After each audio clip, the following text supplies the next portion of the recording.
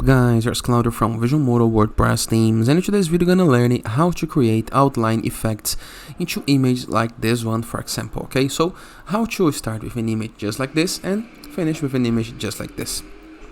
First thing, if you click on the image on Canva, on the design that you wish, you can go right here to stroke style and you can enter a stroke, but the problem is it will not work if the image isn't a geometric image. Okay, so let's remove it and do into the proper way.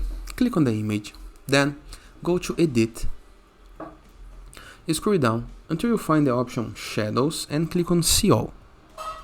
Once right here you're gonna be able to find glow, drop and outline. Move to outline, scroll down, you can change the intensity of the colors, the size of the colors, okay, up to you, and the shadow color, okay, just like this, for example.